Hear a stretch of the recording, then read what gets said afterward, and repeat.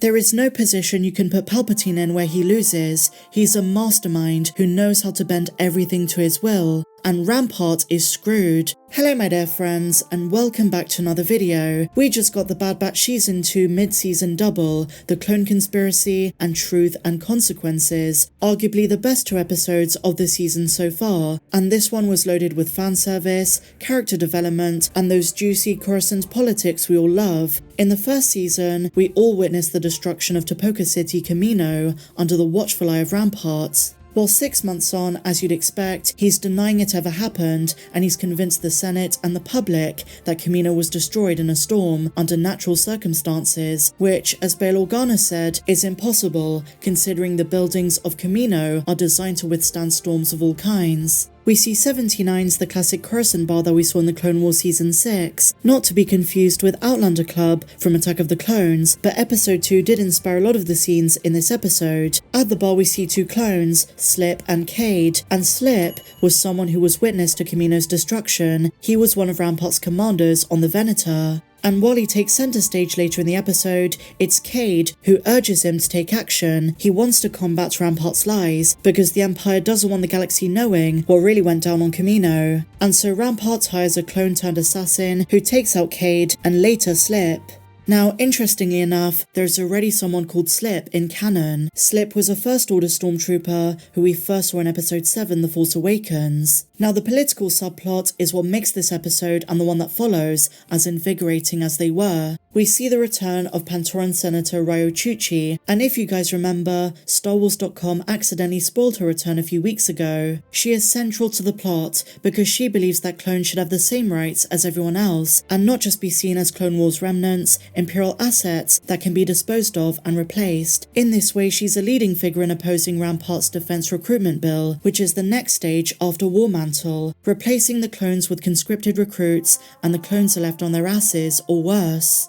Senator Chuchi proposes the Senate hear from the clones themselves and listen to their wants and needs, because they served the Republic for so long, they were put in countless battles and dangerous situations. This is the least they can do. And she even proposes retirement benefits. But as you'd expect, Rampart doesn't give a flying toss, and he's under pressure from Amedda, the Grand Vizier, to get the bill passed, and quickly, because senators are starting to sympathize with the clones and agree with what Chuchi is proposing. Now, in the Senate chamber, we do see a few familiar faces: Bail Organa, as I mentioned, but also Senator Tinra Pamlo. She first appeared in Rogue One: A Star Wars Story. It was awesome to see her there. Can we assume she's also going to appear in Andor Season 2? Because I'm starting to think the overlaps with these shows is just increasing. Even in Episode 8 today, we see the Imperial shipyard on Coruscant, which was also featured in the Mandalorian Season 3 trailer. And even though the events of the various shows take place at different points in the timeline, the interconnectivity is there. So Chuchi seeks out clones and tries to get their point of view. Slip tells her that he and his men need to stay troopers, but she reminds them that they're gonna have to retire one day very soon, and when that happens, they need to ensure their needs are met,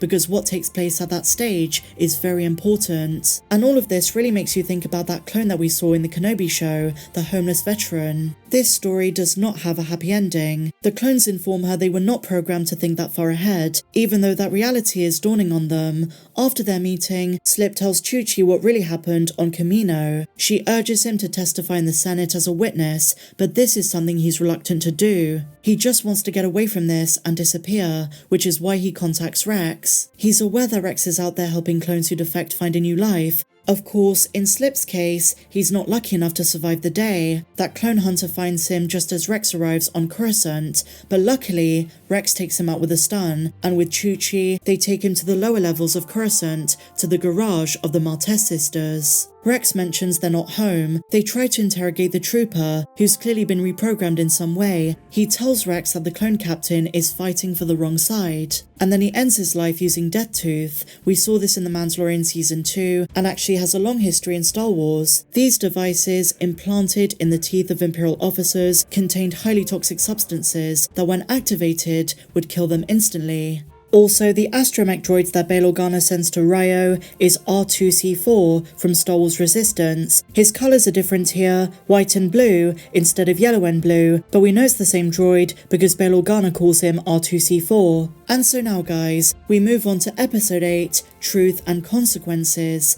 Rex contacts the Bad Batch so they can help him and Chuchi locate the command lock on Rampart's Venator. This would act as proof that Kamino was destroyed by the Empire and not by a storm. They oblige and head to Coruscant. On the Marauder, Omega is meditating as Gungi taught her, but since she is not force sensitive, it doesn't work in the same way. As always, Echo's words are very important, his reflection on joining the Batch and what took place on Skako Minor. He's warned us time and time again in previous episodes that he wants to be doing more to help other clones instead of these mercenary missions, but despite all of the warnings, it still stung like a violent wind when he said goodbye to them at the end. I was not ready for that, and I'm still shaken by it, but we'll come to that later. The Batch reunites with Rex and are told the plan. A crucial theme of this episode is Omega broadening her horizons and learning more about the galaxy, the politics, and the true injustice of the Empire. The biggest lesson she learns is how unjust life can be. Despite doing the right thing and telling the truth, things can still go against you, you can still lose. Tech agrees to give Omega an Imperial security clearance, and she volunteers to go with Riyo to garner Senate support. That's when Bail Organa advises Riyo that because the clone Slip can no longer testify, she needs to seek out Halle Batoni, former senator of Kamino. We saw her in the Clone Wars seasons 2 and 3, and she was an opponent of Padme. She didn't want a peaceful solution to the conflict between the Republic and the CIS, but rather wanted a larger, more militant clone army. Due to her expertise of military spending on her now destroyed homeworld, she is asked by Chuchi and Omega what happened to the funds that were diverted by the Empire. The old Kaminoan implies that Chuchi already knows the truth, that Rampart is to blame. Interestingly enough, she seems surprised at Omega's presence and doesn't recognize her as a clone at first. When she tells the senator she is one, it's clear that Omega is passionate about doing the right thing. She does not like the injustice being done to the clones, and this makes me think that Omega might have a great future with the rebellion if and when she outlives her brothers. The rest of the Batch and Rex get the command lock, and Omega delivers it to Bail, who gives it to Chuchi just before the vote takes place. Before the members of the Senate's eyes, a hologram that shows evidence of Imperial ships destroying Kamino. Rampart now looks a fool, but lo and behold, with mighty intense music in the background, Palpatine and Amedda rise from the podium, and as I said at the start, twist what is happening. He pretends as if he's not the one who gave the order to destroy Kamino, and he scolds Rampart, having him arrested by the Coruscant Guard, which by the way, was really awesome to see. Could one of these be Commander Fox? Palpatine says that not just Rampart, but the clones who blindly followed orders are to blame too, and to him, this is proof the clones should be replaced by stormtroopers, signalling a new era for the galaxy, very similar to his Revenge of the Sith speech. This was his plan all along, and as we know from later in the timeline, he succeeds. Stormtroopers, recruited troops, are the future of the Empire. Despite everything, our heroes failed, and if you're wondering what's going to happen to Rampart now, I think we've seen the last of him. I think he's a dead man. Chuchi promises the Batch she will continue to fight for them, and as the Batch leaves, they wish Echo the best. Echo is going off with Rex. My heart was broken when this happened, but now I think they're going to go and save Wolf. I hope Echo returns though, because even though he was once a Reg, they're his brothers, and he's one of them. And something really sad is I think Echo's gonna die soon, because by the time of Star Wars Rebels, he's not with Rex, Wolf, and Gregor. So in the many years between the two shows, I think Echo is gonna die. That's heartbreaking. Omega begging him to stay broke me as well, and as she clutched onto Lula, deflated, the episode ends. Now that, in my opinion guys, was peak animated Star Wars. A solid 10 out of 10 from me,